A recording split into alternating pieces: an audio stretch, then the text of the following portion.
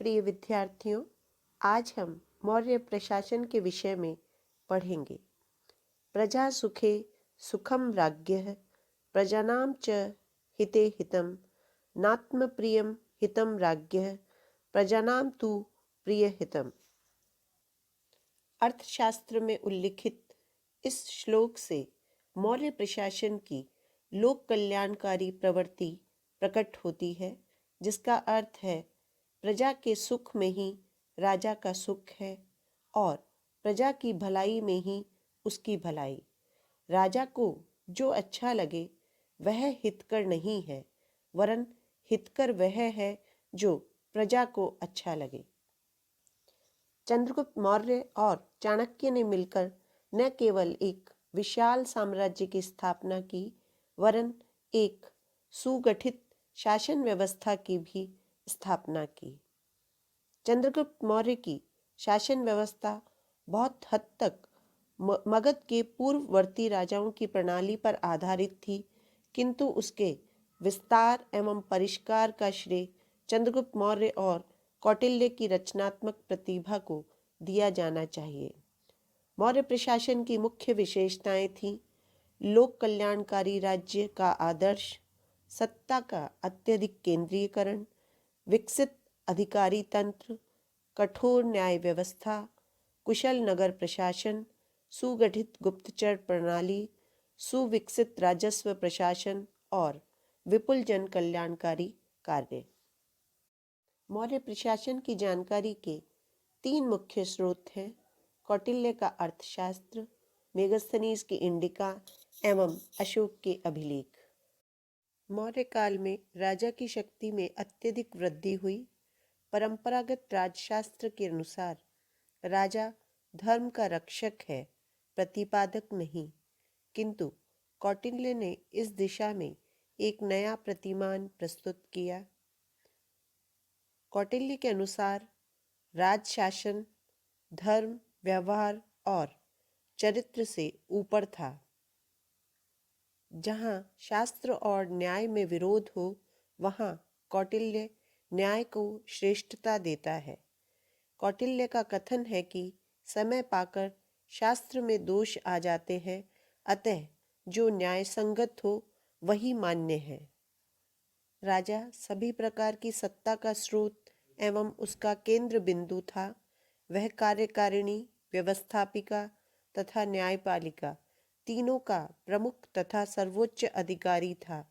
कौटिल्य ने लिखा है कि राजा को प्रजा के आवेदन सुनने के लिए हमेशा तत्पर रहना चाहिए और प्रजा से बाहर प्रतीक्षा नहीं करवानी चाहिए, क्योंकि जब राजा प्रजा के लिए दुर्लभ हो जाता है तो अनेक प्रकार के संकट उपस्थित होने की संभावना रहती है।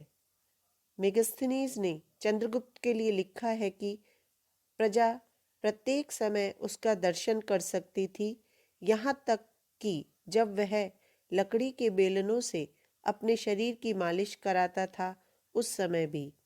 अपने छठे शिलालेख में अशोक ने भी कहा है कि मैं सर्वत्र जनता के कार्यों का संपादन करता हूँ। राजा की सहायता के लिए मंत्री परिषद होती थी, जिसमें 12 से लेकर 20 तक आवश्यकतानुसार मंत्री होते थे। मंत्री परिषद की सारी कार्यवाही गुप्त रखी जाए, इसका विशेष ध्यान रखा जाता था। मंत्री परिषद के सदस्यों का वेतन 12,000 पर्ण वार्षिक था। मंत्री परिषद के अंतर्गत एक छोटी समिति या परिषद भी होती थी, जिसके सदस्यों की संख्या अधिक से अधिक 3 या 4 होती थी, जिसे मंत्रिण कहा जाता था। ये एक प्रकार से अंतरंग मंत्रिमंडल का कार्य करती थी, जिसमें मुख्यमंत्री, पुरोहित, सेनापति, युवराज या एक आध और मंत्री होते थे। इनका वेतन 48,000 पर्ण वार्षिक था। शासन की सुविधा के लिए केंद्रीय शासन अनेक विभागों में बटा हुआ था, जिन्हें तीर्थ कहते थे। प्रत्येक विभाग का एक सर्वोच्च पदाधिकारी होता था, जो अमात्य कहलाता था। अमात्यों के नीचे उप विभागों के अधिकारी अध्यक्ष कहलाते थे। तीर्थों के अनुसार अमात्यों की संख्या 18 थी।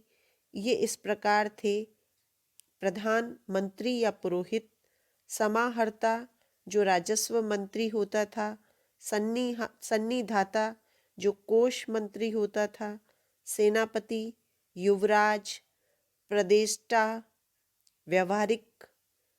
प्रदेष्टा प्रमुख फौजदारी न्यायाधीश होता था और व्यवहारिक प्रमुख दीवानी न्यायाधीश। नायक प्रमुख सैन्य संचालक होता था और कर्मांतिक उद्योग मंत्री होता था। मंत्री परिषदाध्यक्ष मंत्री परिषद का अध्यक्ष होता था और दंडपाल सेना का अधिकारी होता था, जिसका कार्य सेना के लिए सामग्री जुटाना था। अंतपाल राज्य सीमा पर स्थित दुर्गों और छावनियों का व्यवस्थापक होता था और दुर्गपाल अंतर्वर्ती दुर्गों यानी नगरों की रक्षा व्यवस्था आदि से संबंधित अधिकारी था। पौर जो पुरों अथवा नगरों के प्रशासन का सर्वोच्च अधिकारी था।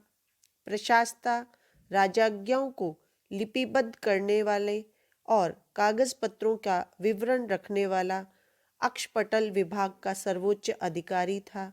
दोवारिक राज प्रासाद का अर्थात राजमहल का प्रधान अधिकारी होता था और आंतरवेशिक जो राजा की निजी अंगरक्षक सेना का अध्यक्ष था। आठविक वन विभाग का मंत्री था। राज्य के अमात्यों या सर्वोच्च अधिकारियों का उल्लेख यूनानी लेखकों ने 7वीं जाति के रूप में किया है। स्ट्रैबो इन्हें मजिस्ट्रेट के नाम से पुकारता है और इनके विविध कार्यों का उल्लेख करता है। अर्थशास्त्र के अध्यक्ष प्रचार अध्याय में 26 अध्यक्षों का उल्लेख है।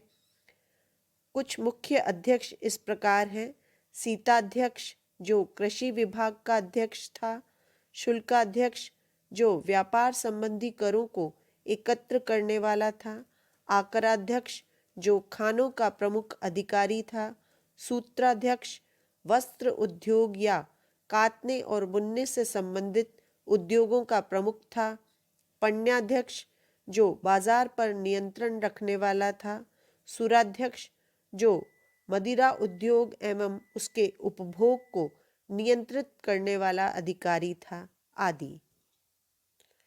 बहुत अल्प अवधि में एक विशाल सुगठित सोपानात्मक अधिकारी तंत्र का सफलतापूर्वक गठन मौर्य प्रशासनिक व्यवस्था की एक महान उपलब्धि थी। अशोक के अभिलेखों में कुछ अन्य अधिकारियों के भी उल्लेख मिलते हैं, जिनमें प्रमुख है धर्म महामात्र और राजुक। अपने 5वें शिलालेख में अशोक कहता है कि सर्वप्रथम उसी ने धर्म महामात्र नामक नए पदाधिकारियों की नियुक्ति की थी। धर्म महामात्रों का कार्य देश में सभी संप्रदायों के बीच धम्म का प्रवर्तन करना और धम्म में लिप्त लोगों को की सुख शांति का संवर्धन करना था। इनके अन्य कार्य थे: अकारण दंडित व्यक्तियों को दंड से मुक्त करवाना, ऐसे व्यक्तियों के दंड को कम करवाना जो वृद्ध हों अथवा उनके आश्रित बहुत से बाल बच्चे हों, दानों का उचित वितरण करवाना आदि।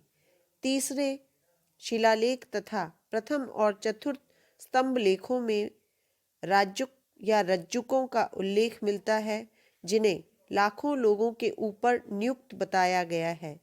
इनका कार्य जनपद के कल्याण को संवर्धन करना था।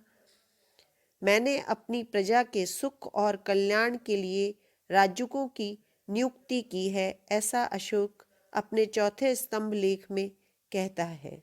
अशोक ने राजुकों को दंड एवं पुरस्कार प्रदान करने की स्वतंत्रता दी थी, जिससे ज्ञात होता है कि वे न्यायिक कार्य से संबद्ध थे। बच्चों, आज के व्याख्यान में इतना ही। अगले व्याख्यान में हम मौर्यकालीन प्रांतीय प्रशासन के विषय में पढ़ेंगे।